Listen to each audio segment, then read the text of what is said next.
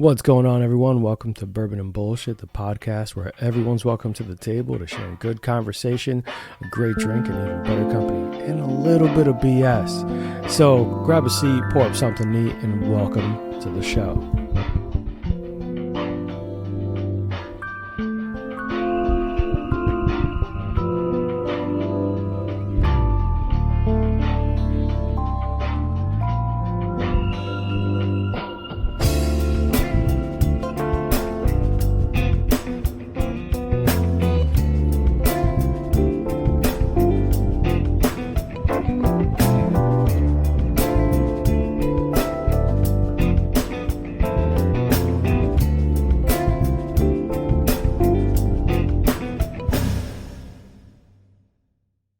Hi, guys. Welcome back. So we had a mild technical error, which I'm glad we were able to resolve. It looks like everything's going to be fine. And if you want to get half the show, well, it sucks. We really dug deep into what really breaks us down into human beings. And we had a philosophical conversation about drugs, happiness, and fucking mystical elves.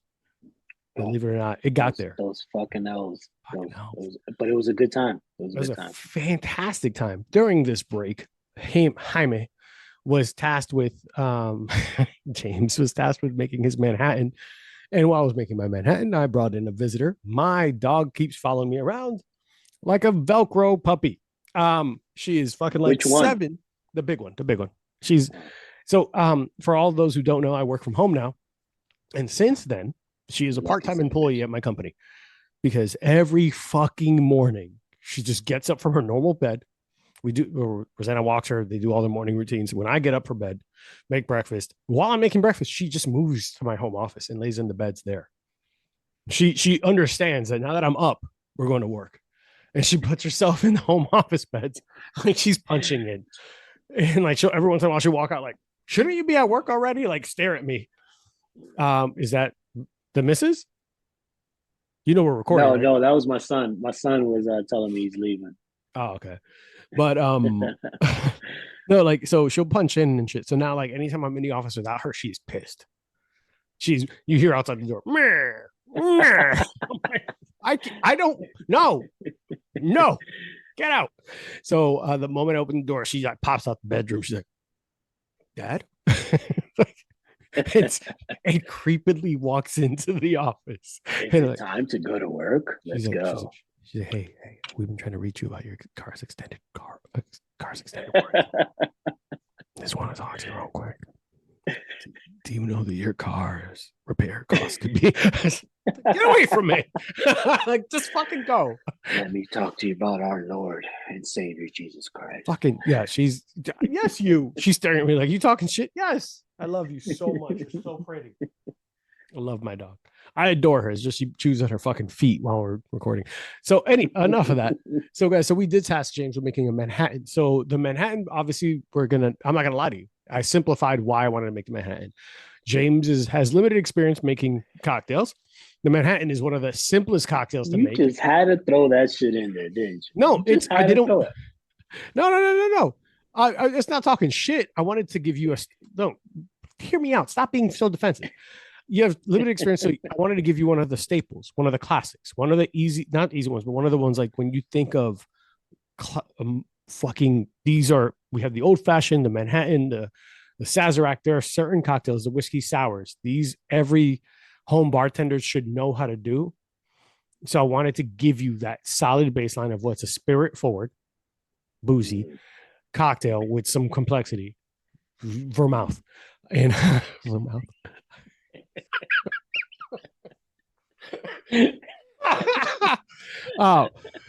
But and also we're both from New York, so I felt like it was right. I felt like it was right to give us a Manhattan. So James, did you make yours? Yes, I did. I want to see what it looks like. I did. Oh, you've been drinking it this whole time? No, it's a darker glass, so you can't really see it now. But no. It just has more ice. Why do you have ice in it? Manhattans go neat. Oh, sorry. Well, no, I like it's fine. Cold. No, drink it, fucking. But fine. Cheers to Breckenridge, because I made it with you. Use a Breckenridge, right? Yes. All right, let's go. Fucking go.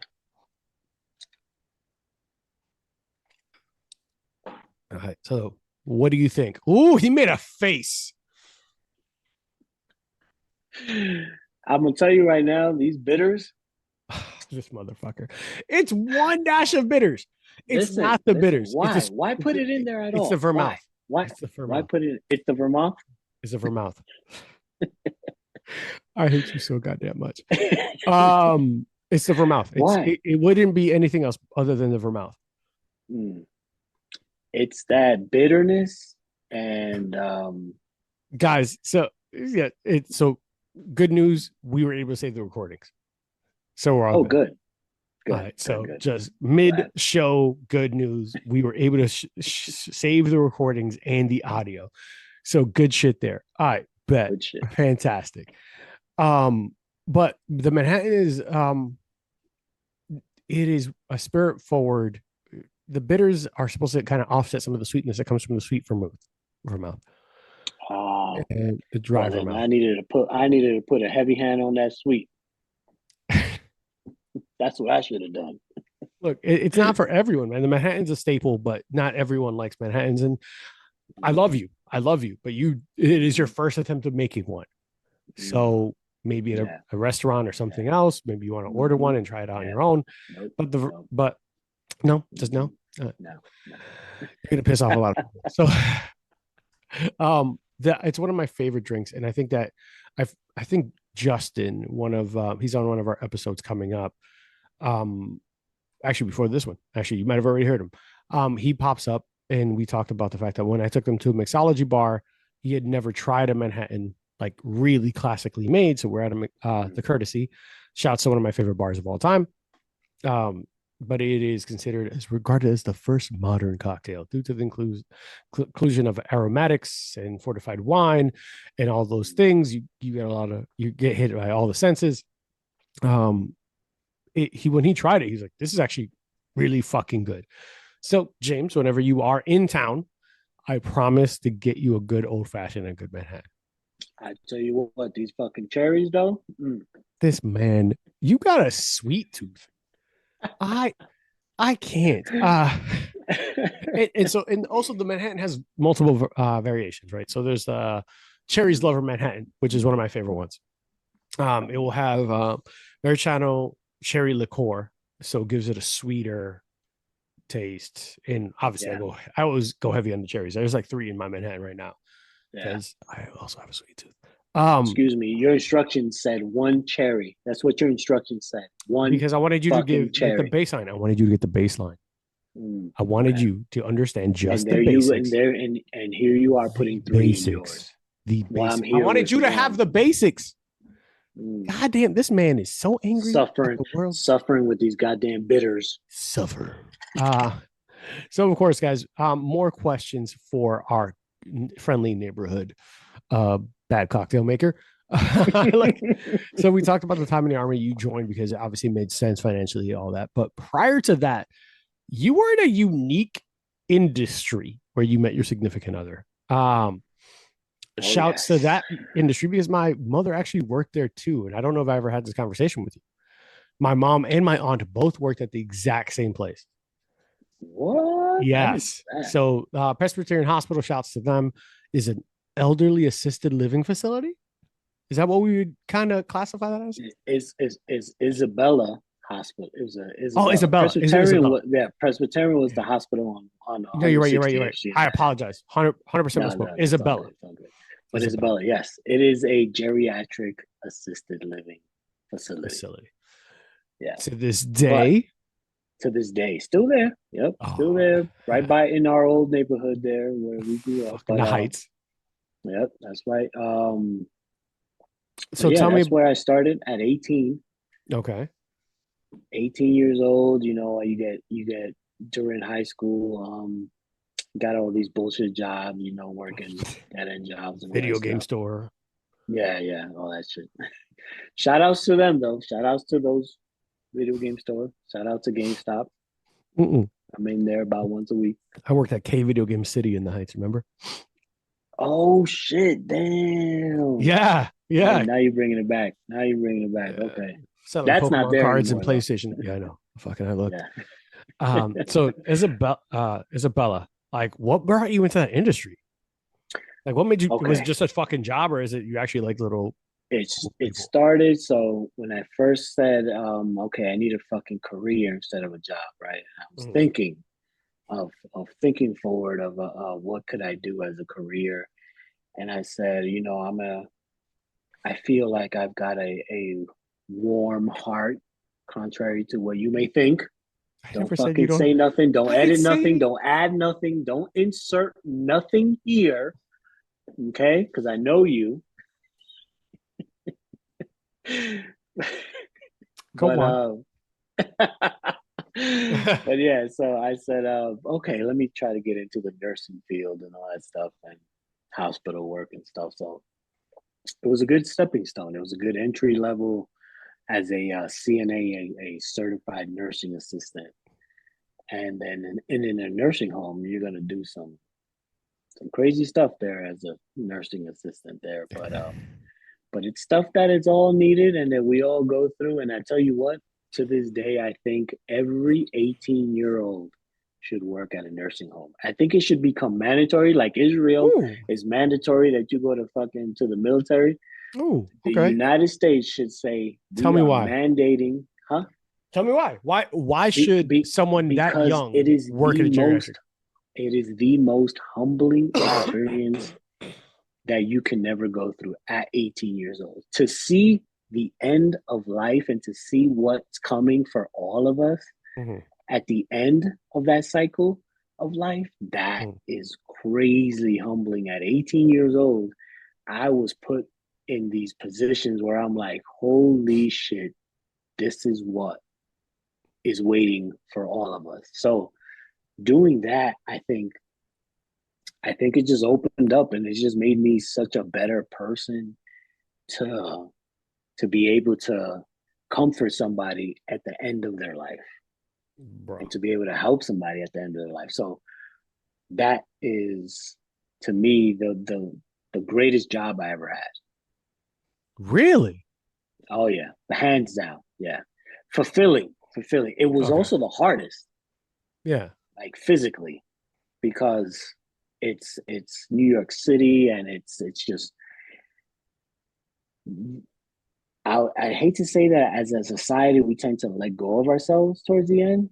Yeah. Not many people stay Mhm. up and keep up in health and all that stuff. So when you reach that level, you're kind of Heavier, in, less yeah, able, in a less able to tough, help yourself. Yeah.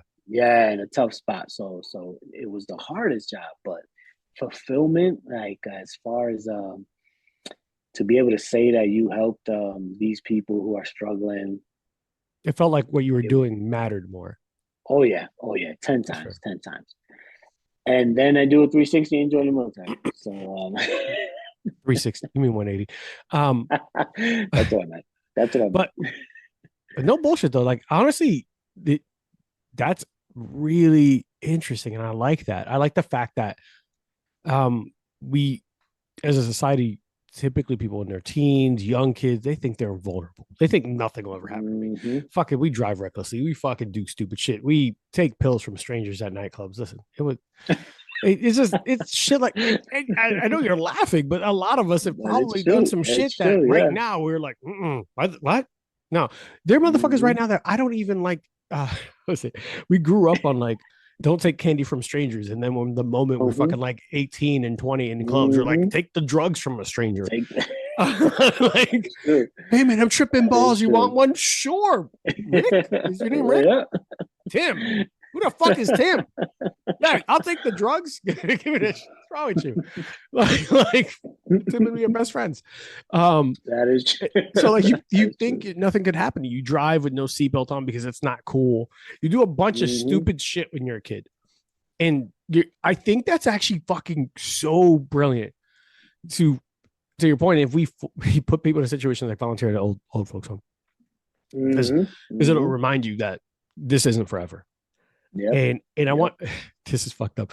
I want to pair the most arrogant kid with the most depressing old lady or old man. Oh yes. He's like, there's none of my friends are left. It's fucking me, and I poop into a bag. Fuck you, kid. You think you're Yes. invulnerable? But like Very true. Tim again, fucking That Tim's running is around. I it. was like, oh, I gotta do right. No, that's it's your point.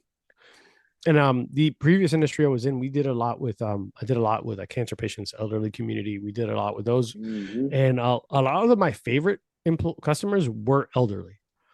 A lot of my least favorite were also elderly. So that end Hmm. could be fucking rough. Hmm. Oh yeah. Or like one of my favorite phrases came from an older gentleman that came into one of my stores one time. And I'm like, hey, how are we doing today? He's like, every day above ground's a good one. I'm 92, and I'm like, okay, like you're right. I was not expecting that profound ass statement at 9:30 in the morning, sir. Like I'm here, like, oh, all right, yeah. So now I steal that shit. There are moments I'm in meetings like, how are we doing today? It was like every day above ground's a good one. So let's rock and roll. Let's get this going. And like it's just weird to think that, not weird. Every single year, every single day almost, Facebook reminds me I was an idiot 7 years ago. Let alone to think about when I was 18. Like I think that the fragility of life and seeing that in real life and establishing a connection, and I'm sure you probably saw more than one patient pass that you might have had a Hmm. relationship with. That shit makes you take never take for granted every single minute you have. Every single, and it gives you a whole new perspective on what really matters and Mm-hmm. what and just how short really, because if you think about it, we're 40 now, right? 39, 40, depending I on. got like 4 days. So we're 40, and you think about it, we're like, man, you got 20 summers left. Like, give her, of course, anything over 80, you're still gonna be extra, but around, you give or take We're 20 fucking Hispanic. summers. Let's say like maybe 60. Come now. And if you think about it, you're like, holy shit. And if you could start counting that down, then you're like, oh man, like you got to make everything count Yeah. And, because it, and it just, it's not guaranteed. bro, it's not guaranteed in your 20s, let alone fucking in your That's true. 40s. Like that fucking That's there true. are moments that like, yeah, you ever stretch the wrong way and just like, oh, this is it. I'm done. That's Like true. I'll never be able Especially to. at the fucking gym. Bro, there are moments where it's like, I'm gonna die today. This is it. Like so it feels like it's about to pop. This But is it. no, I mean, and that's wild, man. I think that that's cool that and I don't mean to compliment you to your face. I do usually behind your back. Um, I think it's really commendable. Like when you just talked about when you spoke about the military, you were doing basically humanitarian shit. Mm-hmm. Before that, you were doing assisted living facilities, and I also felt Mm-hmm. like James. I think you might be a good dude, man. Like I don't know if you I, knew I that. don't know, man. I I don't know if don't know. you knew that. Did you Don't know ask that? my wife, but yeah, I'm she not gonna might tell ask you her something because different. isn't that where you met her? And like, what's funny is that It she is. is one of the sweetest, scariest people I've met. I'd be funny, but I She is. actually She I is. adore Tiffany. I think she's actually fantastic. I like no bullshit. You guys became mine and Rosanna's one of our favorite couple friends. Like if you lived here, you'd be fucked because you'd be hanging out with us every other weekend. Hey, we're just coming over, Don't tell her that. Don't stop saying that because she's gonna listen to this. And man, I've been here about Florida ever since bro. you left. I don't know why you haven't visited. I will fucking make it happen. Uh, but no bullshit. I think that it's cool, man. So first, Isabella, nursing home. You met your SO there. How many times did she shoot you down for dates? First of all, let's not forget who I am. Yeah, you hear me? Let's not forget who I am So here more than once, she shot you down. Like, Non-stop. She she, couldn't get away. she kept turning you down. Is that what happened? Tell me about that. How when you guys met, how'd that go? I want to um, hear. so so yeah, she was also a CNA there, and I don't know, I just laid eyes on her, and I was like, man, that is in the words. Oh, what's the guest you had from Georgia? I'm sorry Gotta for messing up. Huh? David. Yeah, David. Goddamn got it. Goddamn got it. Now you said it. He says that saying and you looped it up and you kept saying it. Oh my god, what was That he one. saying? Let's rock and Which roll. one? Say it. Let's rock and roll. Did you hear it? Let's rock and roll. No. I can't hear it. No, no, I'm sorry. You. Oh yeah, you reset everything, right? I didn't reset nothing, No, hold on. How about as this? far as I know. Mouth. You shut your mouth. You No? shut your. Uh I did put that shit on repeat. But the one you're thinking about is let's rock and roll. Yes, yes, All right, yes. I'm gonna play it one more time for you. That's Hold on, what hold on. my brain said when All I right, hold saw on. her for the first Listen, time. Let's rock and roll. Yes. I got you. I got you. So you Oh saw her and man, immediately like, that's it. That's the classic, one. classic. Like you got to loop that up and you. But anyway, insert here. So that's what I thought Yeah. when I first saw her, and I was like, then I just started talking to her, and here we are, all these So years like, later. so when Don't ask me how many. Don't fucking do it. I'm trying to. I was gonna ask you like, so what happened when you joined the military? Like, were you married before Oh, you joined? so it became it's a joint decision because you gotta But speak about it. wait. What? Answer my original question. Did What? she shoot you down more than once? Oh, Don't lie to me because I will text her. I want to say no. I will text her. I She's will gonna hear FaceTime this. her. I will FaceTime her if you lie to I me. want to say no because no, I you can lie feel to me. like Hold on, the we're gonna get her. first. No, we're gonna get her. No, go ahead. Go ahead and spread your lies. I want to say no because as far as I remember, the first time I officially asked, she agreed to. So it's Is she at the I'm house? Mr. One Hitter Quitter. Is she at the Oh house? my god, ladies and gentlemen, he's actually FaceTiming my wife right now. Is she at the house? Yes, she should be up there. All right. She might not pick up because she's like, But she whose number might. is this? Yeah, she might. No, she didn't pick it up. I feel like going and screaming across, pick up the phone. But for real, so you asked her once and she entertained it? Yes. I'm gonna say yes. I might be wrong, and she might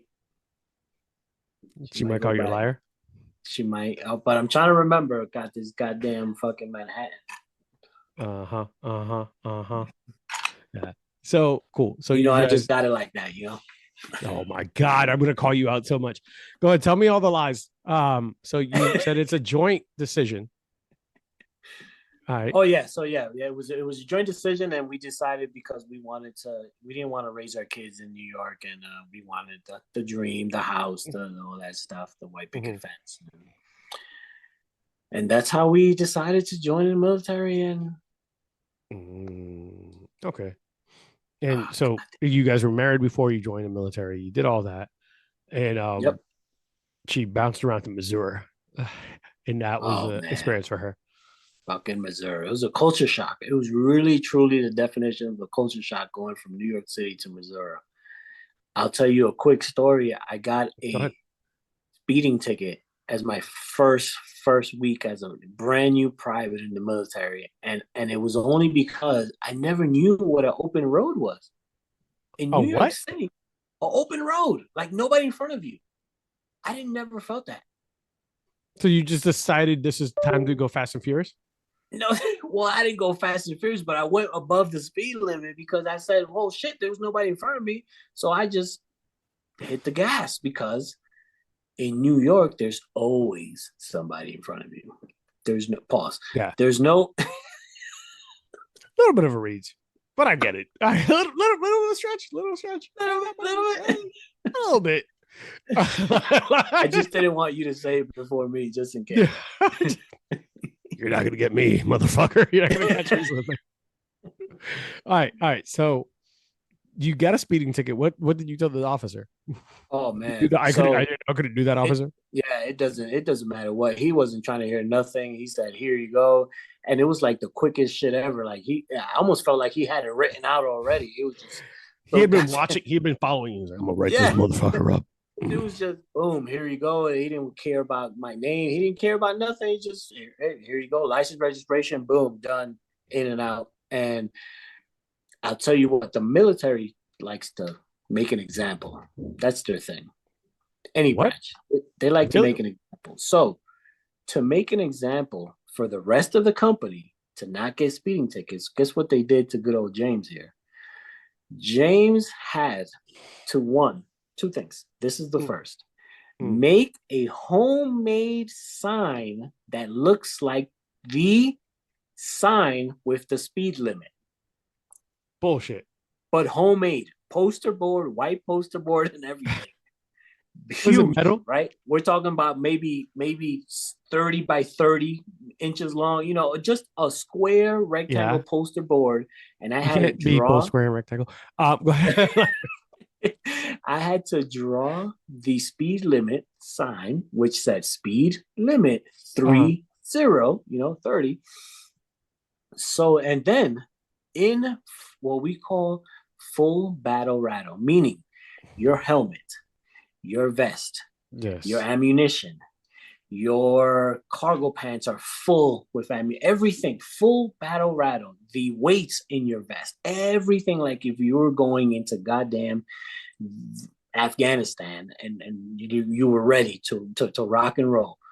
Full battle rattle. I had to stand there in Missouri in the heat and hold that sign up so that others can know the speed limit as they pass by. Are you fucking serious? Yes. Jesus. That is the military for you.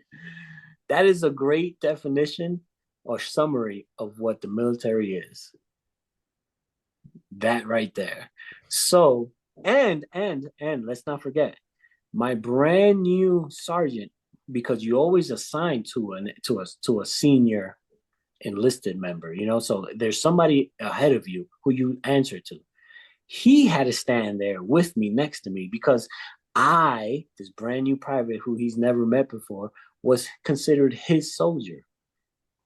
So because you fucked up, his punishment, because I fucked up, Jeez. He fucked up without him doing anything. And that is the main reason as to why I decided to get out, because that is bananas. That is bananas to me, that I gotta take care and babysit other people, grown adults. I mean, you were the elder statesman.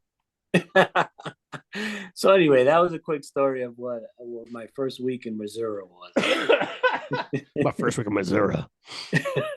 As the elder statesman, it makes sense. It caught up to you. Fucking had to be fucking the responsible adult because you were halfway to your AARP card. I love you so much. I've heard of friends like joining the military super late in their lives, and it's just like, Jesus Christ, like it sucks. Like everything hurts. Everything hurts. So I don't know. I just can't. No. I thought about joining. Everyone does that. Everyone says, I should have joined. No, look, straight up, 9/11 happened. Everyone and their mama wanted to join the military. And I went the other path. Like I just was like, I'm gonna work full time and do all that shit, family shit. Oh, you're the only son. It's like fucking different shit. Moving on. But good, man. It sounds like I think that the real thing I want to like fucking round it back out to like working at Isabella probably defined, because you were always a good dude when I knew you. Like, I had there were not many people at Mount Hall that was like, yeah, fuck with him forever. And I'm like, I got no beef with James. Like there was never a moment where it was like I wanted to throw some shit at you. It was like James is just a good human being. That's right. So shut up. I'm not complimenting your face.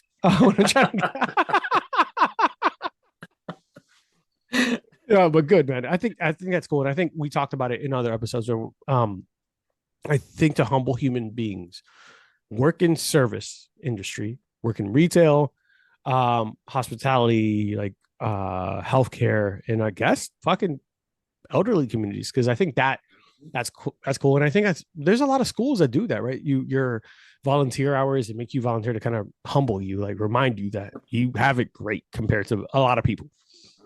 Shit, we have it great right now, and I'm out here, everything clicks. What's that noise? Am I dying? But no, I think that's cool. It makes a lot of sense that your trajectory went that way, and everything with your wife, you met her there. Fantastic people. You guys suck for living far. But since we talked, need to move to Colorado. I fucking, if my job could transfer, I work from home, but I have to visit places in Florida. Big city of dreams, man. New York City. When you left, did you miss it? Do you think about it? Do you ever fucking say, man, I would have gone back, or I loved it? Like, how did you feel? Because a lot of people The talk about the old, move. the older I get, the less I miss it. But when you first leave, Mhm. yeah, I'm not gonna lie, it was I missed it a lot because it was such a difference going to um a small you would consider a small town because if you live on post or you live around the post, it's mostly small towns, small communities, and you know where when you go from New York where everything's open till 4 a.m. and or stuff never closes, and then you go to a small town where at 8 o'clock that's it, like you can't get nothing else, everything's shut down, everybody's sleeping and it's just crickets and just quietness and you're not hearing the sirens and Did How long did it take for you to get used to like silence? Or ooh. are you even used to it yet? Oh, I say I'm used to it. I'm used to it now, not hearing them. I'm used to not hearing the sirens. Really? Oh yeah, oh yeah. Like the every time I go back to New York, the number one thing that like it hits me first is the honking of horns. Nobody honks their horn out here. In New Really? York, you leave Oh that yeah, it's seen airport. rude almost everywhere. Yeah, no bullshit. Like, no, I'm not. I don't mean to be interrupted. Like, but it's honking your horns rude almost everywhere else but New York. Yes, yes, it Honking is horns might exact. as well be waving in New York. You might exactly in New York. You leave that airport door slides open, and all you hear is honk honk honk beep beep beep beep, Um, and it's that crazy. that is the realest thing you said today because it's Yes, the moment you land at LaGuardia. the moment that those doors slide open and you've hit the city, boom. All you hear is fucking car honking, beeping, and it's just nobody. The light turns green and people honk. It just turned green. Fuck, that's so dumb.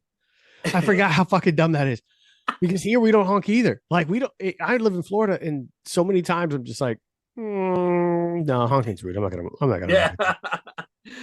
You I'm not just honking at wait. him. You just Yeah. wait and that's it. Wait a second or 2 seconds more and that's it. And people start moving and you never needed to honk. But in New York, it's so crazy. But anyway, Mm. the sounds is what I think I've got accustomed to here the Mm. most because living in New York, it's like, and then you just open the window. You know, I go to my sister's house, and you just open the window. It's like quiet, and then not quiet, and then you hear every fucking thing. You hear people talking, you hear cars honking, sirens, and I'm like, this is just crazy. Like you can't. It's just, it's not I've become accustomed to this style of living.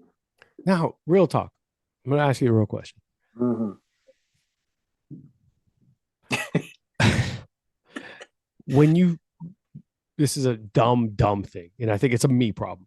Oh Growing boy. up in the city, you grow up Mm-hmm. around a bunch of noise. When you move to a city that has no noise, can you Mm-hmm. actually sleep in silence? Oh, I can. I can. Really? Oh yeah. Oh, I can't. That shit fucking keeps me up. I'm hearing random hummings of like the electricity in the walls. Yes, What is that that's true. noise? Like, That is fucking, true. like, I'm so mad. I'm like, the fuck? Turn that fucking clock off. Yeah, it's digital. It's like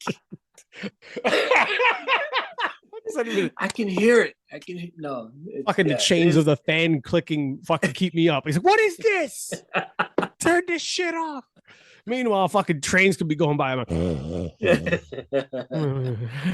like just knocked out. That is true. That is true. Like, But I would say that the only difference is my military service because you didn't have that and I did, and in the military is so different where you learn to sleep through anything. that's fair. That's fair. You've been trained for this shit. You're like, just Yeah, you yeah, need yeah. sleep. When you need yeah, sleep, fucking take that sleep. yeah, exactly. Like Uh, if they tell you you're gonna sleep 2 hours and it's gonna be from this to this, then you're gonna sleep from there to there because that's the only time you have. So it's yeah, that's a little different. that's fair. That I think that makes sense. For Yeah. me, when I first moved to Florida, it just every the first fucking thing, the first three things I noticed was nothing dies in Florida. So my allergies were fucking. I got punched in the face by pollen. I hopped out humid and pollinated. Like it was fucking. I was sticky and fucking sneezing. I could not get past those two things. Right? I was like, oh, what is happening? And because I drove here from New York, I drove all the way down and fucking. Oh, whew, bro, I thought I was going to die at least 13 times. I was like driving past trucks, going like 100 miles an hour. I was like, I'm going 90 in a Civic. Relax. What are we doing here? Like, but that was the first two things. The first thing I noticed when I pulled up, and then when I met the people, everyone thought I was in a bad mood, and it's because they smile all the time, and I never smiled because in New You got York, that New Yorker. I'm just walking. I don't know why we're smiling at each. Why are you smiling at me? When a stranger smiles at you in New York City, they're going to stab you or ask you for money. If you don't know them, this is not a good smile. Typically, It's true. no one's just saying good morning in New York unless they're on drugs, like, It's true. or they're trying to talk to you about Jesus. Good morning. Mhm. Have you accepted Jesus Christ as your Lord, ma'am? I'm on the one train with a cafecito. Move. Get out the way. I gotta go. I gotta go. Yeah, I ain't got time for this. And then the third thing that I noticed when I moved from New York is how much quieter everything is. Like we don't see stars in New York City. No. We don't see any of that shit. We don't everything. There's no way to just exist in silence in New York. Like you can buy the most expensive Bose noise cancellation headphones. That's the only fucking $7,000 headphones. It's like that's it. That's the only way. So those are three things. When you moved, other than obviously the speed limit signs, it felt the silence. I think it's just different. We were in different situations. You were like, wake up at the fucking butt crack of dawn and run laps. And I was just no. Yeah. It's a total different. I like to say that my time in the military and now my time out the military is spent by my wife trying to undo everything that the military has trained me to do, or the person that the military has trained me to be. What is that person? Is now, well, that's an interesting thing to just drop. What do you mean? Well, undo because what the military did? It's the military teaches you how to be very shut up and go. Nobody cares. They like to say that the two questions in the military, well, the number one question in the military is who asked you and who cares.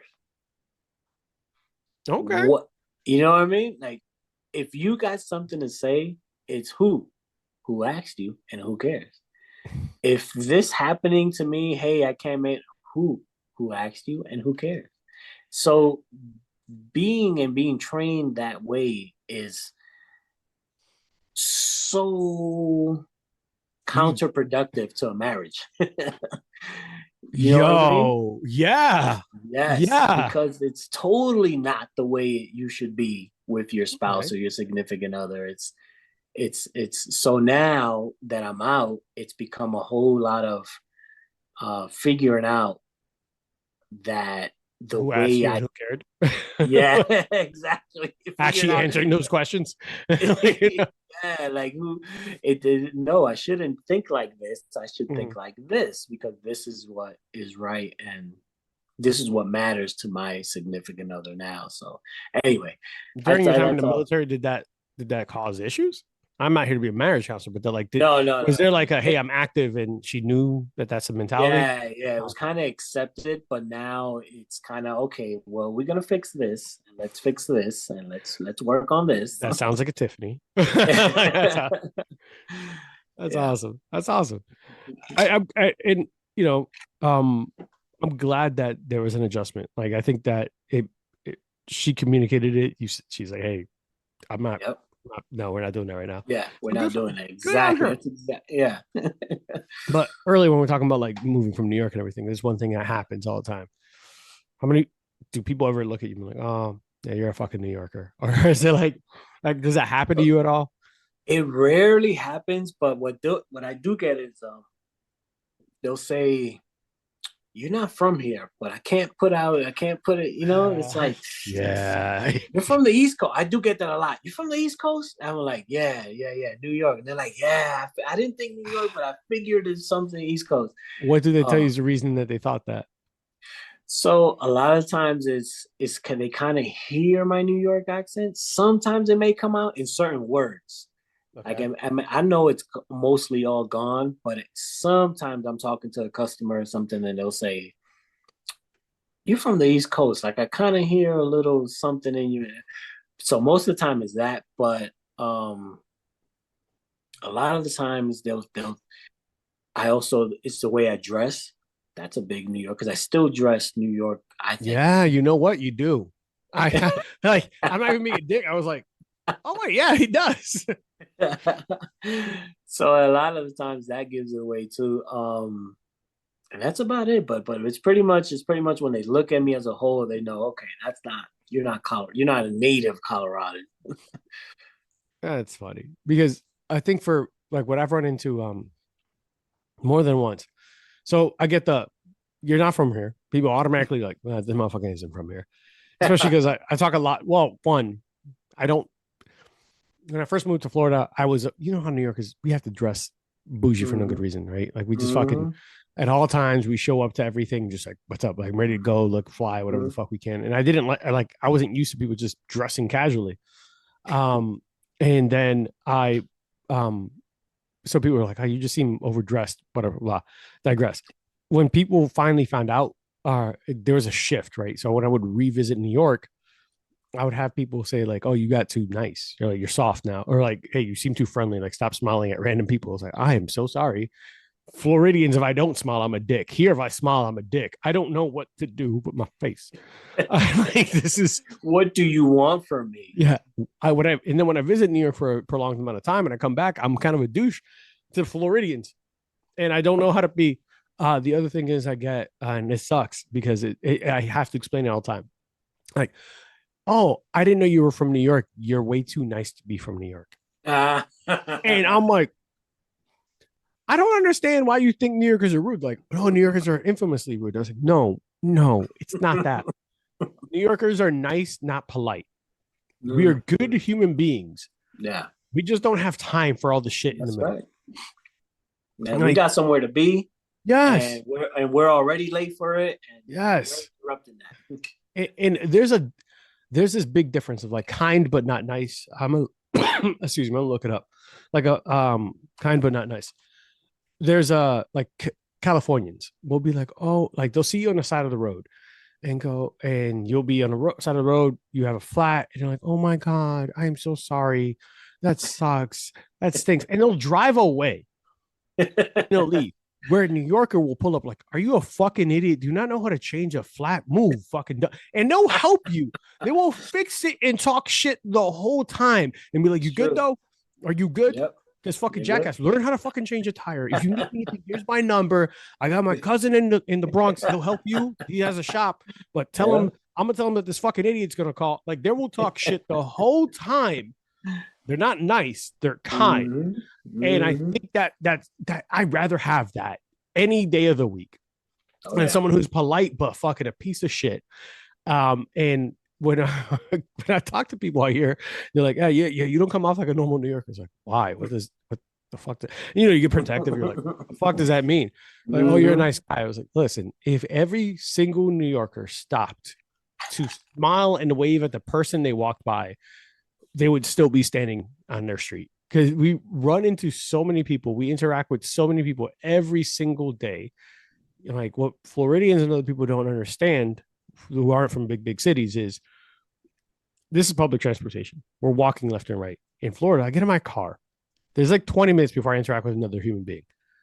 Imagine that. That's your process. That's mine. There are 30 minutes until I get to the point where I want to interact with the people I want to interact with. Or I need to interact with. And if I stop and do fuck around and do all this shit, I'm never going to get anywhere. I remember one time I was in a subway and I love this story. There was like an obvious person that was visiting, like a tourist, and they're in the train. And I'm, have my headphones on. They look confused and they're looking at the little subway map up top to see where they're going. And some dude, like in a wife beater, headphones, takes his headphones off. He's like, but man, where are you trying to go? Dude obviously didn't speak English. And he's like, point out, was like, where are you trying to go? And he shows him, and he's like, yo, my man's just trying to get off on Canal. I'm getting off 2 stops early. Yo, who's got my man's? And someone's like, yo, I'll make sure he gets off. He's like, I bet. And that's it. He's like, yo, pay attention. He points at the dude. Strangers are not fucking coordinating. I'll make sure he's good. And they've coordinated to make sure this visitor is good. He's like, yo, stay right here. He's gonna tell you when to get off. Look at him. Thumbs up. He's like, all right, my man. Puts his headphones on. And when he's about to get off, he takes the headphones off, like, yo, you good? Stay here. Talk to my man. And leaves. I'm just like, you just a stranger who looked confused. The dude who you would assume is a thug because of wife beater, headphones, it's just like, yeah, that was one of the nicest. He didn't have to do that. They're like 100 people on this train.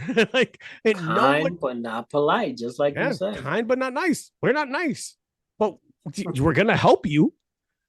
Like, I mean, you might get robbed in the city. I'm not gonna lie to you. It might not turn out well for you, but it is what it is. Guys, this man pulled out a fucking Jesus Christ. I just wanted to show you how much of a New Yorker I am. I done left that all behind, brother. I just want you to see this. Let the people for the audio experience know. No, I took a picture. I took a screenshot. I took a screenshot that's gonna end up on the gram tonight. I just had to show you how much. We're not doing this. We're not. I can't with you. I'm so mad. But overall, I think that's cool. Came prepared. That's prepared, huh? Oh, Jesus. This is great audio. All right. So you bounced around. You moved to Colorado. You did all that, and obviously you have a new life. You don't fucking care about the other shit, and there's nothing wrong with it. I'm mad. But so I gave you a couple other questions. But when you left the military, went to Colorado, did all that, you got into a different industry. And tell me about it. Like, because I think it's interesting to go from one. It didn't seem like what would make sense, at least to me. Can you break it down to me why you ended up in? I'll let you tell the people. Go ahead. So I got out the military, decided to not re-enlist and get out and stay in Colorado. And I originally applied because I knew I couldn't do desk job. I knew that's not me. I can't sit there. I gotta be moving. I gotta be active with my hands. Kind of like the last 10 years of my life in the military was active jobs. So I knew I needed something like that. And I said, well, shit, okay, let me go into the trades. Let me see what I can get into. And I applied originally for electrician apprenticeship to be an electrician. And my first day of working with an electrician company that hired me, I get a call from my now boss saying, hey, I see you want to do electrician, but let me talk to you about HVAC. And I had no idea what HVAC was. But for the people out there, HVAC is heating, air, ventilation, what's the C? HVAC. Oh, heating, ventilation, air conditioning. There you go. Okay. Yeah. So it's your AC. It's your AC in your furnace in your house and all that stuff. So what made you go away from? So you just said white collar wasn't for you. Oh yes. I knew I can't sit behind it. I can't deal with just not moving too much. I need to be active. And I knew white collar is not an active job, so I knew. I don't know much, but I knew that. I don't know. I don't know many. I don't know how to pronounce apocalyptic. I know I'm a simple man. So I went, and it doesn't help to say I know I'm a simple man because of how you were in the cowboy. Yeah, I don't know much, but I know I'm a simple man. You see, when you put on this hat, you know what I mean? It makes it so much better that you're wearing that hat. I am so mad that I did not come prepared with a cowboy hat. I did not know that we were agreeing on a dress code. I provided instructions otherwise. I'm mad. I'm mad that you didn't involve me in these decisions. Hey, I'm you just like mad. that surprise? It was just I had to throw in a little surprise there for you, so keep you Oh, on your toes. But anyway, so yeah, I did HVAC. He talked me into it, and I just tried it out, and I've been doing it ever since. Ever since I got out. Oh, actually, shit, I forgot. Did you know I went to Antarctica? no. Okay, yeah. This Yeah, this break is that down a little bit for me. let's What? break that down. So when How'd I you end up in first, Antarctica and for what? We're gonna get so back when to I the HVAC first, thing. You're bouncing around. We need to talk about getting you diagnosed for. uh, so when I first got out the military, 2017 was my excuse me. was my official year that I was out, right? So Yeah. they know, so contracting jobs, they know Mhm. exactly when you're getting out, if you're getting out. They know all that before you even think. So they know they need your job. So if I operated heavy equipment, bulldozers and excavators and all that stuff, and they know I know how to do that, Yeah. and they need that, they Yeah. contacted me, and I didn't even know who they were. So they contacted me. So this is companies that you've heard of, like Boeing and Raytheon Oh yeah. Yeah. and Lido, all those government contracting jobs. So I was contacted by PAE, which is the company that has the contract in Antarctica right now. Really? In Antarctica, there's research. There's a research station right down there, right? And there's a bunch of research from uh, just a little bit about everything, from researching whales to penguins to researching temperature, climate change, all kinds of reasons. Whatever you can think of, they're doing it down there. Okay. So Penguins? The fuck are yeah, the researching penguins? All right, we're not doing that. oh yeah. There's Uh, people. There's somebody doing something on penguins. So pause. pause.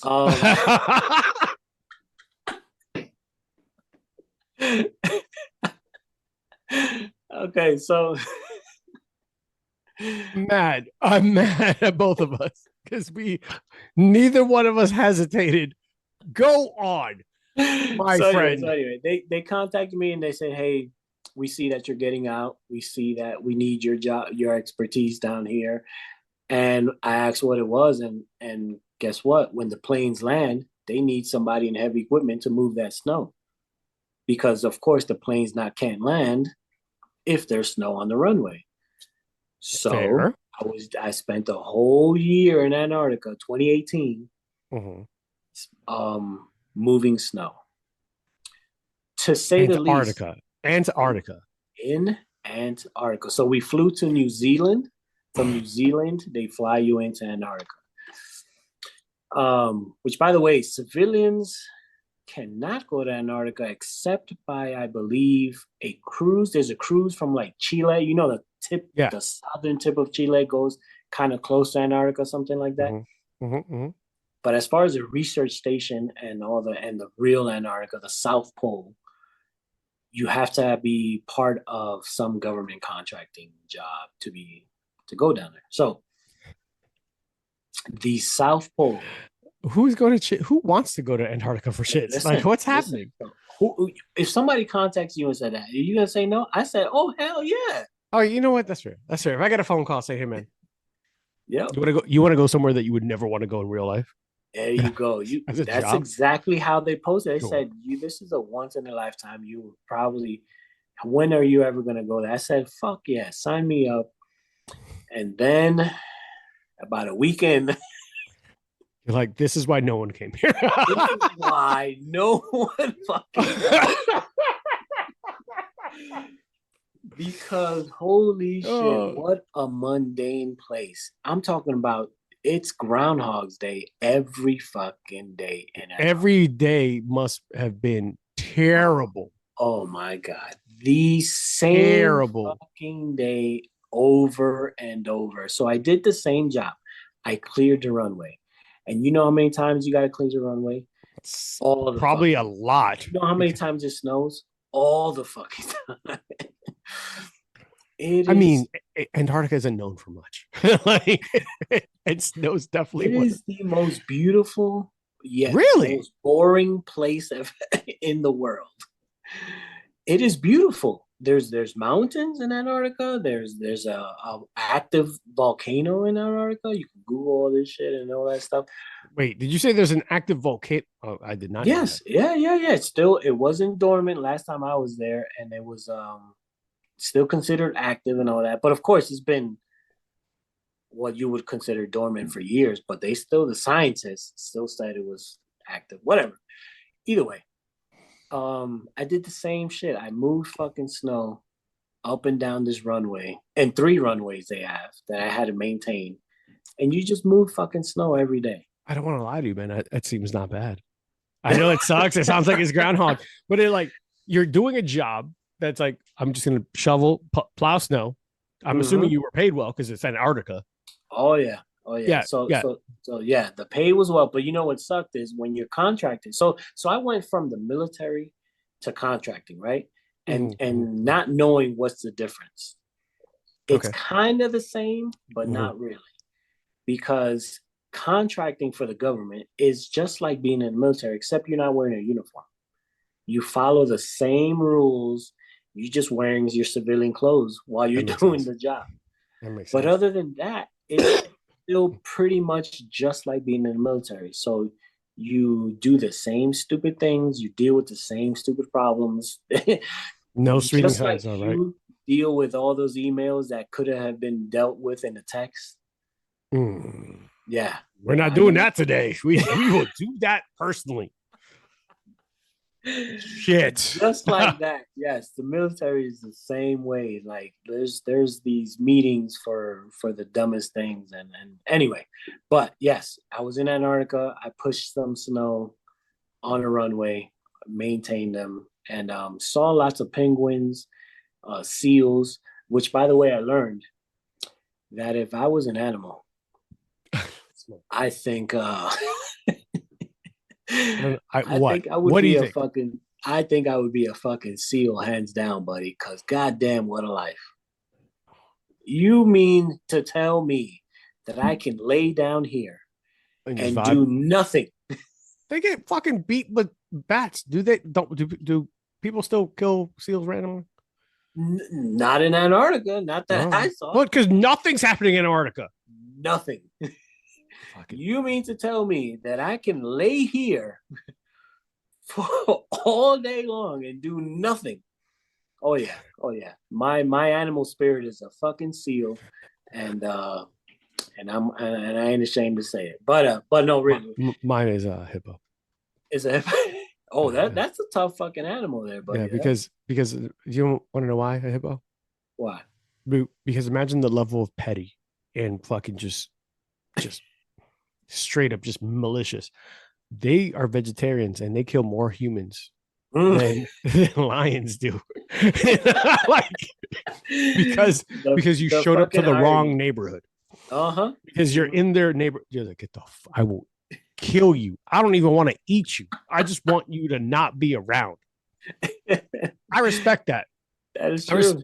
I respect all those layers of fat and a fuck ton of muscle underneath it. That's all of this is that fuck ton of muscle under the fat. It's just like, I'm gonna kill you. Get the fuck out. Yeah, just don't show up to my house. But this is where I learned that okay, so you get briefed, of course, before you go there, and they tell you, do not go near the wildlife. You're not allowed to. Whoa, yeah. Even National Geographic photographers are told that. We are supposed to leave the smallest footprint ever there. At least we're supposed to, right? But yet we have the biggest base there. This thing is gigantic and all this stuff. But anyway, I'm not gonna get into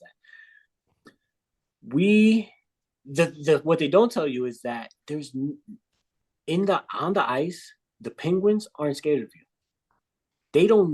And of course they've learned, because of course somebody has fed them, right? You may not have fed them, but they've learned that if they go near you, they might get something.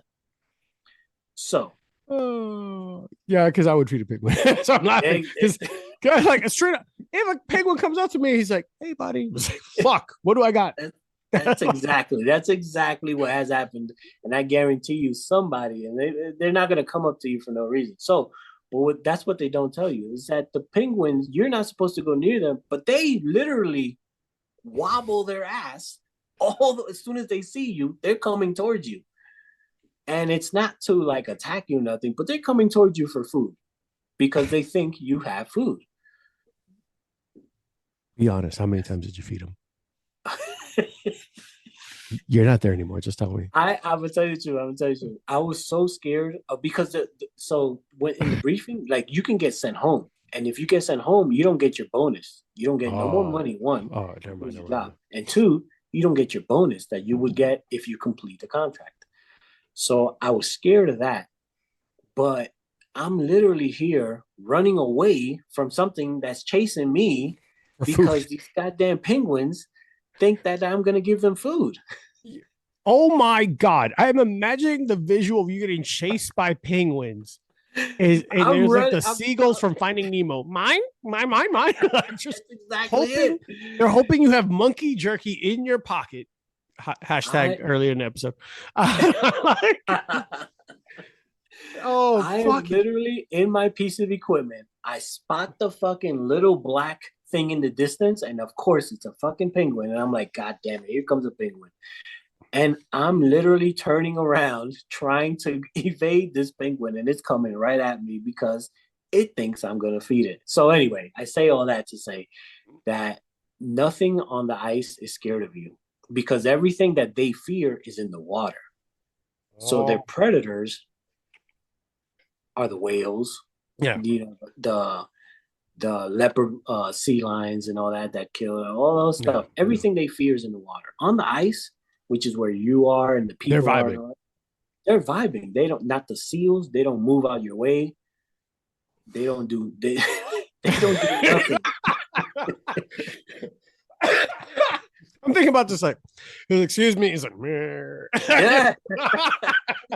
They don't. That fucking Happy Feet movie is bullshit. I'm telling you right now. They fucking stand right there and keep dancing. They do not. They don't. But they're not like violent or aggressive with you, right? No. By all, not at all. Seals just hanging out. The seals just hang out. I still do not see a downside to Antarctica. Please tell me what the problem is. I'm homies with penguins and seals, and I'm getting paid to do the easiest job. I'll tell you the downside. You ready? Negative 38 degrees. Of 15 hours, maybe 13, 15 hours of being on a bulldozer moving snow. What are you going back to your dorm to do? To sleep. To play video games? You know what? I work from home. I work from home. I take it back. There is no downside. You're right. I'm gonna play video games and sleep. Like, because that's all there is to do. I'm gonna stare at the penguins like, that motherfucker's adorable. I named that one fucking Francisco. Look at that motherfucker right there. What's the problem? On the base. Yeah. They had 3 bars. This is full-blown bars with a bartender and everything that were open. My man, 24 hours. My man, did you just tell me there's a 24-hour bar? 24-hour 5 feet away from my house. Yes. That I'm getting paid to be at.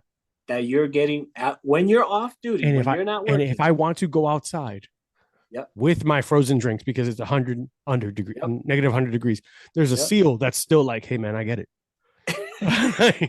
Just hanging out there. Just hanging out there. You go, that's all the morale that they have. I'm gonna go see how much a flight is. So in Antarctica, that's all they had. They had 3 bars, and they made sure that, you know what you may run out of in Antarctica? You may run out of food. You may run out of clothes, but you're never going to run out of liquor. Those bars never run out. You know why? Because everybody's going to the bar after work. All right. For context, yes, I understand. Before someone was like, geez, being stupid or ridiculous, it's way too cold to live in an hour. Yes, this is part of the humor. Shut up. It is minus 46.3 degrees Fahrenheit. It is the mean temperature. Oh, that's a warm. Um, It's a warm day. yeah, is it interior temp of the interior coast of the warmer. Um, it can get the warmest part of Antarctica gets up to 14 degrees Fahrenheit. It's We reached when I was there. It reached 1 degree, like 0 and 1, maybe 2. That was a warm day. Like people wore shorts outside. Yes, because your body becomes so accustomed to it that feels so warm, oh my and god. they wore shorts and they go outside in the snow in shorts and stuff. The current temperature Mm-hmm. in Antarctica is negative 34.6 degrees Fahrenheit. The wind chill is negative 61.6 degrees Oof. Fahrenheit. The winds are 12.7 miles per hour currently, and visibility is 3 miles. So every door to every building, every door has a red light. And when that red light is on, you can't go outside. Like you will get sent home. And the quickest way to get sent home is to go outside when that red light is on. Why? Because it means the red light means the weather is not safe. Oh. And they're telling you to stay your ass inside. So I still have access to the bar during the red light. No, you don't. Because the bar, you got to walk to the bar, right? It's still on base, but it's not going to be, if you're in this building, it's going to be maybe a few buildings down. But you cannot go outside. But it's like an apartment building, right? Like, so let's say like. So yeah, they have dorms. Let's say like you are my neighbor, like 5 rooms down. Rooms down, yes, in the same building. So red lights on. I come out my room. I pull out a bottle of whiskey. You'll be like, yo, it's a red light day. Yep. And that's it. That's it. You can't. We just fuck around with Madden or some shit for fucking the next 6 hours. Yep, until that light goes off. What is the problem? Like, I don't understand it. Yes, there's some humor in this. I'm being funny. Relax. All right. But it sounds like a lot of fun. So you got into HVAC because we got off on a tangent. You brought up Antarctica while we were talking about HVAC and talking about blue collar versus white collar. Yes. And I understand people are like, what the fuck happened here? You have 2 people with ADHD vibing. That's mind your business.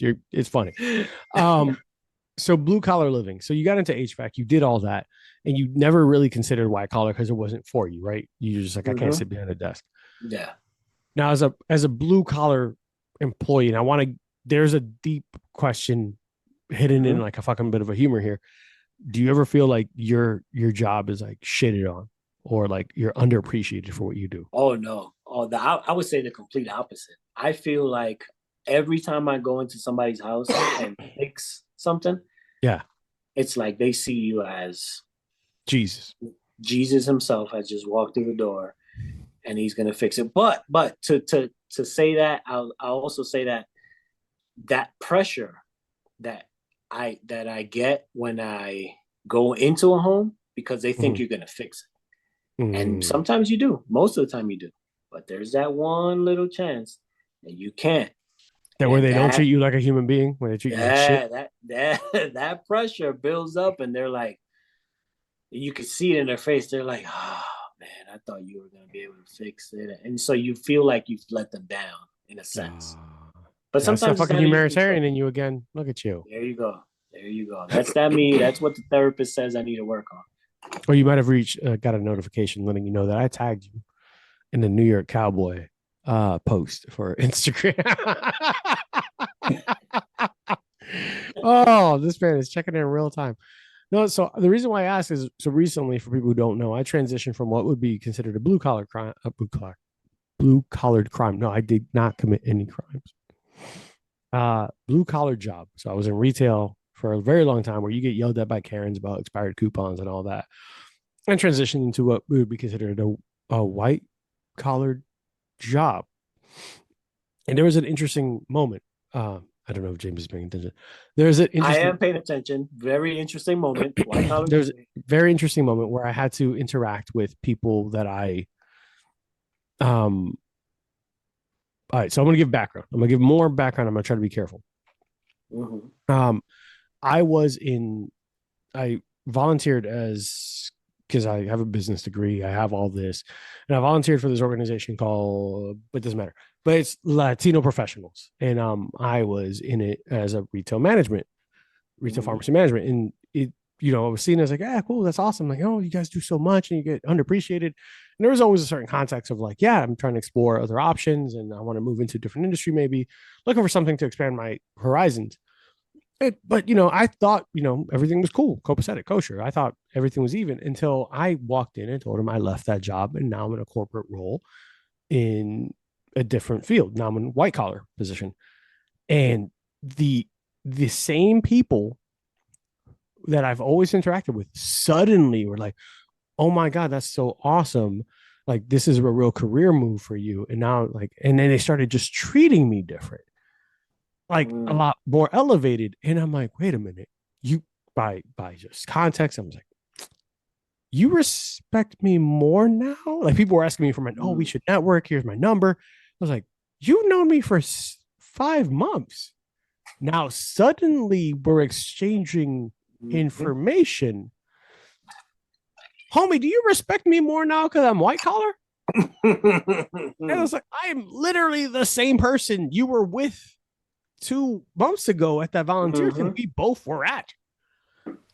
And it was frustrating. And I expressed it to a friend who's also like, she's behind a desk. And she told me, and I quote, she's like, I don't know, I'm like, I'm not going to quote her exactly, but she essentially said, yeah, it's funny because whenever I'm dating in a dating pool and I see like Bumble or whatever, and someone says, I'm in landscaping, HVAC, electrician, plumbing. She's like, I think of them as less than.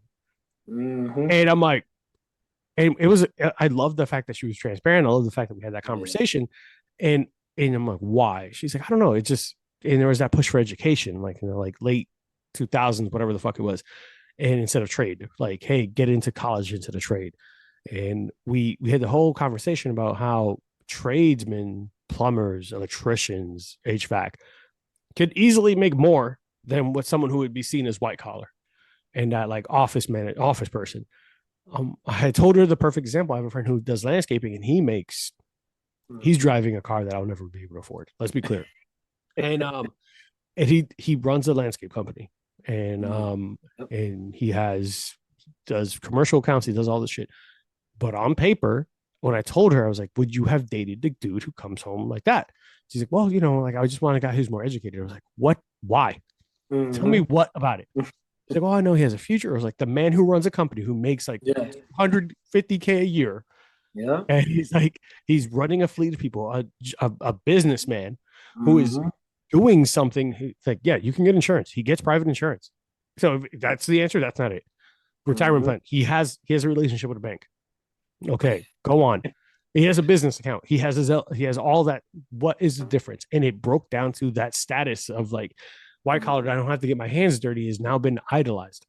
Yeah. And it's how society has put that stigma on the blue collar but I think it's changing now. It's changing now because we start thinking about student loans.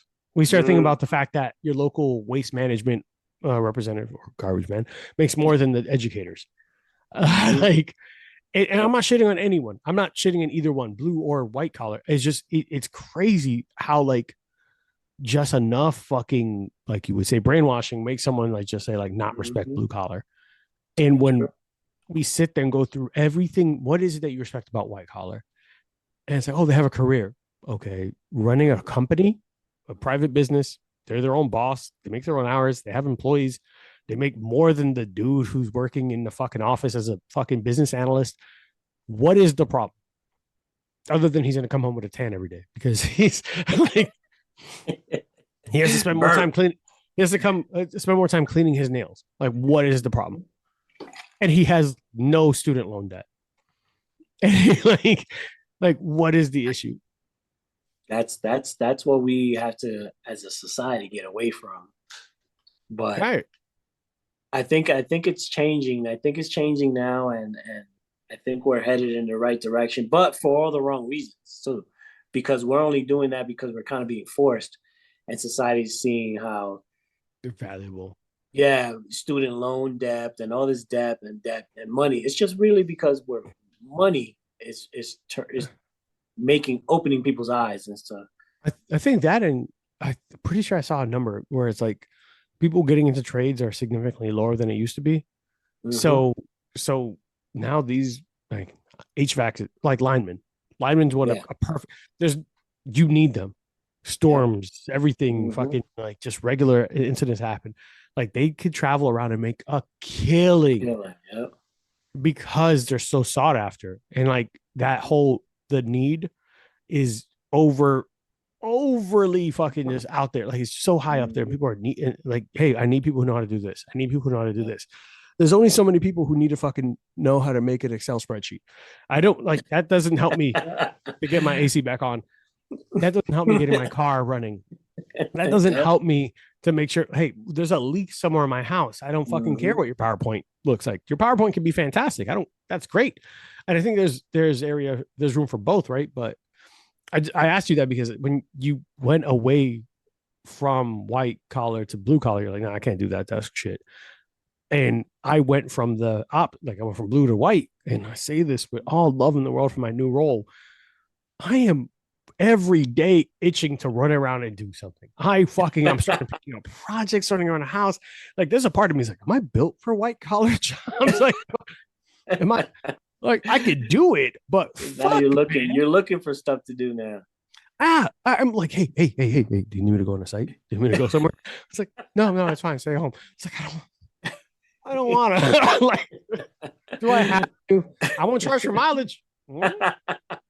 Let me just leave my house. Let me do anything. And I think it's 23 years, 20 odd years of doing that, like physically being out there and doing some shit, right? Mm-hmm. And let's be real, like we're bigger guys, probably work with our hands more often than not. Been in the hood, been having to do whatever job you need to get by. So it's like that white collar job structure, even though it might be cushioned, better for the body. Yeah. At 65, I might be happy. I transition. Yep. Yeah. Or it could be the exact opposite because I've gained weight since being white collar. Like, they're like, man, I should be fucking around. I'm going to go break something. Like, give me an excuse to fix some shit. I'm going to blow out this wall. Like, just looking for shit to do. But I mean, what are your stance on that? Do you feel, I mean, you think obviously that we're improving, but did you ever feel in any context where like you're seen as less? No, because I think you're like the hero.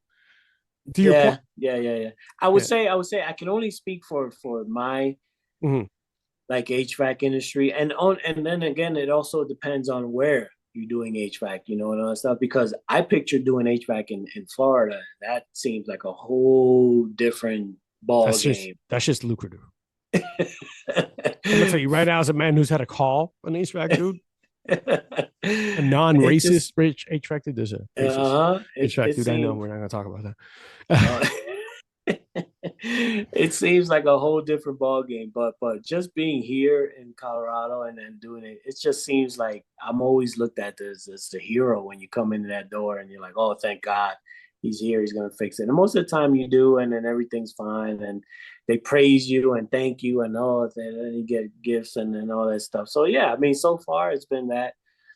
But I haven't felt that stigma of being looked down on. But I think it's mostly because I've been relatively new to it, what have been 5-6 years since I left the military and I've been doing this. So I think it would have been much different if I would have been doing this 30 years and known what it was back then to now. It's just the times. I think the times have a lot to do with the fact that society's changing in the way they look at things. The economy's going to shit, and all that forces you to kind of look at the way the economy's going to shit. I love that. The economy's going to shit. But yeah, that's one of the reasons why they're just looking at blue collar now as like, oh, it's such a high demand and low positions, people willing to do it. Yeah. So yeah. Go ahead. I was gonna say, it's just so many the kids or the youngsters, I would say, as us old folk would say, the youngsters are moving away from the computers and all that. Because everybody's saying they were just taught, hey, do something with computers, because everybody And thought technically, that. they're right though. I mean, technically, that's a lucrative fucking field Oh yeah. until AI yeah. takes over.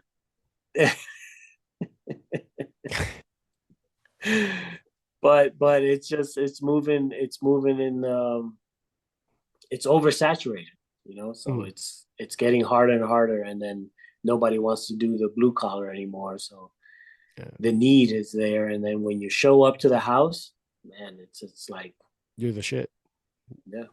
Yeah, I'm not gonna lie to you. I've lost my AC for a while, and the moment my AC dude showed up, I was like, I will fucking bro. There's some dirty things I'll do to make sure I'm cool. Like, I can be bought. I can be bought with AC. No pause. Fucking 106 outside. You got to do what you got to do sometimes. No pause. It's 106 outside. Listen.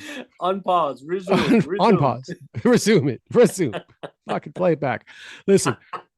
So we're starting to wrap up, but I do want to ask you an important question. Oh boy. Not important. She's just fucking. I want to acknowledge the fact this. I think that might be deeper than I meant it to. So you one of the things I remember growing up with you was that you were an avid artist. Oh boy. He said, "Oh boy, I might be hitting on something." Like, and none of what I've heard about your path and everything you did landed on art. Like, no. Why? So I'll tell you why. Okay. Here's what I like. That's why I asked it. I just the moment people find out I can draw, they say, "Draw me this." Oh, you can draw. You know how many times I've heard. Oh, and even in the military's the same way. The military had you drawing? Oh, what? When you see those murals, if your company is called, we are the Grim Reapers. Guess what they want on their damn company door and on their front? Do you get paid for that at all? No. I guess that's a dumb question. Yes, very. There's no extra pay in the military. There's no overtime. You're not getting paid overtime for nothing. So, but anyway, so the moment anybody finds out, and I've become so accustomed to people finding out and then saying, "Draw me this." So it's like, "Oh, you can draw. Do something for me." "Oh, you can draw. Why don't you draw me this?" So I learned that I enjoy drawing. But what I don't enjoy is being forced to draw or feeling like I'm forced to draw. So you enjoyed it for you? Just for me. Okay. The reason why I thought about this and I was like, why didn't I become a tattoo artist or an artist or something? And it's because if I feel like it's work, then I don't want to do it. Fucking creatives. Fucking creatives. So when I'm drawing and I feel like I need to get this and I get that feeling, I need to get this done. I need to finish this because I got something else to do. It's no longer fun for me and it's no longer enjoyable. And I just don't want to do it. Do you still practice drawing? I see an art table in the back. Oh, yeah. I practice all the time and I do it just at my own when I feel, because it just comes to me. Do you have anything you want to share with us? Oh, yeah. Okay. Shit. Bad podcasting, but yeah. So you have oh, wait a minute. What is this? Oh, look at what the hell is that? Is that a flaming skull? Yeah, I just started like an octopus tentacle skull kind of shit. I took a screenshot. Go ahead. All right. Okay. So you feel like if you're obligated to do it, it's less fun, less enjoyable, and it adds less like value to it for you. Yes, and I just don't want to do it. I have so many friends that did the same shit, man. They're like, yeah, man, I was an architect, but I hated drawing houses and buildings like someone else wanted me to. Mm-hmm. And they said clients are the worst. That's all it is. It's that feeling of having to do it because of not just because you want to, it's because you got this or you're getting paid or they want this. It's, anything you add to it, I no longer want to do it. So that's how drawing it. And that's only with drawing because I don't get that feeling when I'm fixing a furnace, right? I feel like, hey, you're paying me to fix this furnace and I feel because there's only one solution. There's only one solution. Fix it. There's not like, hey, I want it to have red here. Exactly. Make the skull a little bit more realistic, but not as realistic. Bitch, what does that mean? What do you what? Like, That's all it is. So yeah, I draw, but I 100% do it on my own time. I okay. only do it because I feel like it. So that's been there for maybe 2 months now, but it's just when I feel like doing it. Well, shit. Well, that was the last question I had for you because I was like, as a creative, as a giant nerd, we talked to you on Full Frontal. We talked about like the passions, everything, and I know you have wife waiting right now for you to hang out with her, so I don't want to keep you for too much longer. Since she left, she ignored my FaceTime. Tell her I'm upset about that. I'll let her know. We're gonna close this out, but do you have anything for the listeners, fans, anything out there you want to promote or anything you got going on? I have absolutely nothing going on, so I want to Drawings let by everybody James is that know. a thing? Hey, what's that? Remember you used to close out Full Frontal with Oh, the dating websites. Oh my god. You got one? You got one for the military? no. Blue collar? I I got was one. gonna do it, but I'm not gonna do it. I'm not Not gonna do do it. No, you have to now. No, no, no, no, no, no, no. I wasn't gonna do it. I was gonna steal your thunder a little bit there, but Do it. I think that was clever as Oh hell. god, what? That was I got a chill down my shoulder. Oh god, what the fuck was that? I look like I had a spasm. Oh god. All right. But anyway, no, no, no, no. Yeah, I just do. I started my own HVAC company, so Congratulations. yeah. Just been doing that on the side there. I still work for a company, but I did my own because I'm still small time, so it's a smart move to just go out on your own yet. But Mm-hmm.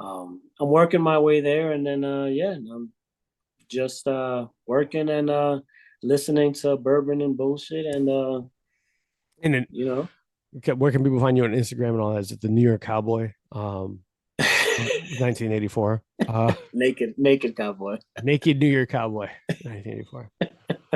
Man, look, real talk. I'm so glad you finally made it on. Hopefully, this episode comes out well. We have technology issues here and there, but I appreciate it, man. Hey, it's always a pleasure, man. Yeah. Let everybody know. I want to let everybody know. Keep listening to full up. Oh, they're coming. Actually, stay tuned. We're doing a reunion episode. We will be bringing back Kim, What? Ken, and maybe Chantal. We might have us Ladies all. and gentlemen, you heard it here first. Yeah, man, it's going. So we actually talked to my engagement party that you said I could eat a dick about. They I did not say that. Ken and Kim said, "You call me, we're here." They're gonna come in studio. We're gonna do it. It's gonna be big. It's gonna be fun. The award-winning. I can't fucking wait. Let's be clear. The award-winning Full Frontal Nerdity show, with multiple members of it, have won Emmys. It wasn't me. It wasn't Ken. And it wasn't for the show, but that's minor details. Minor details. Minor award-winning show with right. Emmy award-winning hosts. That's right. Not telling you what the Emmy was for. Like,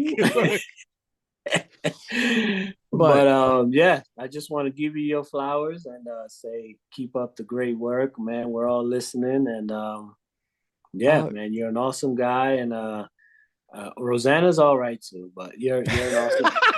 No, I'm sorry. She's gonna kill me. For the first time, someone calls me the catch. Thank you. How many fucking days in a row is like you're a lucky man? Stop it. What the hell? It's like I'm funny sometimes. Shit. When you laugh, your eyes are closed. They can't see how bad she stepped down.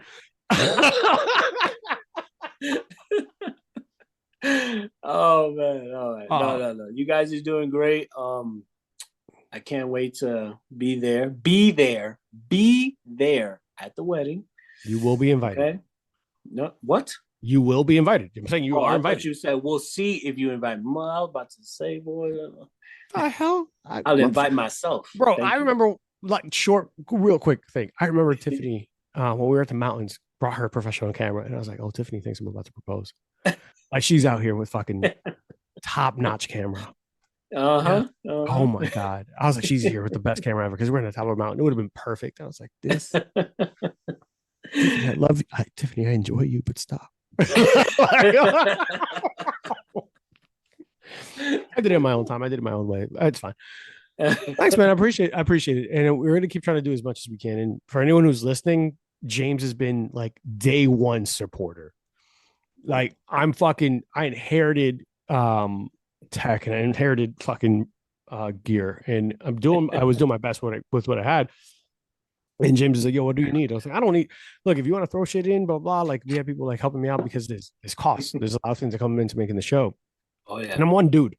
Ultimately, I'm doing this by myself. I'm spending my Sundays just staring at like, what the fuck what did we say last time? You're really drunk. Fucking, if it takes me 6 hours to record, you know how long it's taking me to edit? About 6 hours sometimes. Because then I'll get email. Yeah. So I'm not bitching. I love it. I enjoy it. It's a passion. It's a passion project of mine for now until we get bigger. But James has been nothing but a fantastic supporter, and I've loved everything that the feedback he gives. He's the first motherfucker. If I say some out of pocket shit, he'll text me in the middle of him listening. He's like, "Listen, asshole, like I don't agree with the fuck you just said." That was a wild pause right there. You didn't say it. He's like, "You didn't say pause right here." And I was like, the fuck is going on? What part of the episode are you at? He's like, minute 13, 28 seconds. You said some out of pocket shit. I'm like, okay. Like, thank you. But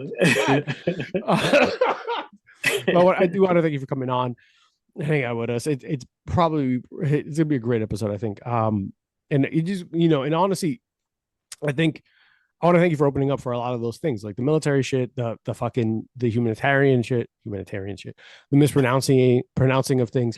And I think it was great. I think it was honestly, thank you so much for being on and making those drinks. And hopefully you keep them in rotation. And the next time I visit you, nothing will be expired. It's still gonna be here, unfucking touched. Okay. You like the sidecar. Don't lie. No, the sidecar, that was good. That was good. Yeah, exactly. Don't fucking lie to me. Don't lie to me.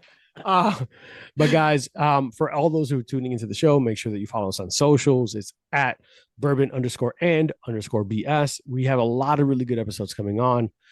We have the Bar Book, their third-party organization who they make their own. This is gonna be fun.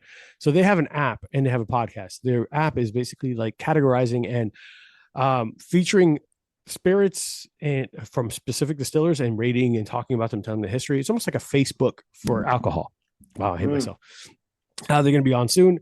We have bourbon and education. So we talk about like fucking people who left the industry, teachers and all that kind of giving behind the scenes. We have bourbon and nursing because that's a tough fucking job.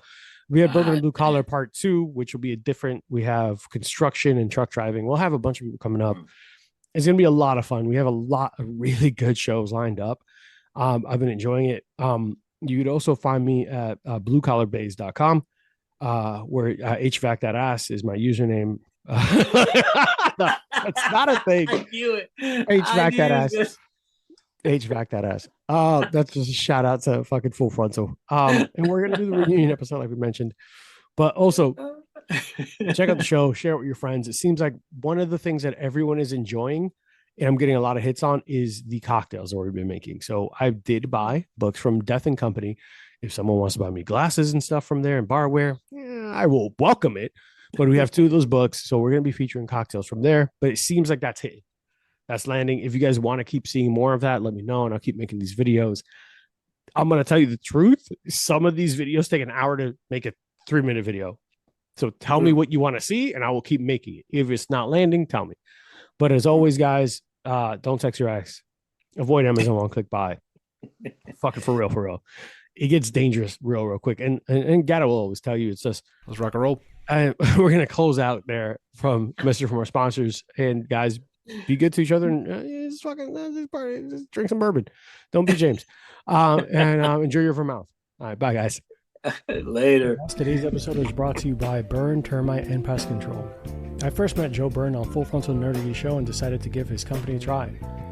They have been the best pest service I've ever had. From flexible scheduling, attention to detail, fair pricing, and everything you love about a small business, I highly recommend Joe Byrne and Byrne Termite and Pest Control. It's a family-owned and operated business with over 30 years of experience in termite and pest. You can reach Byrne Termite and Pest Control at 321-297-7985. Once again, 321-297-7985. And let them know Bourbon and Bullshit sent you. Thanks, guys. See you next time.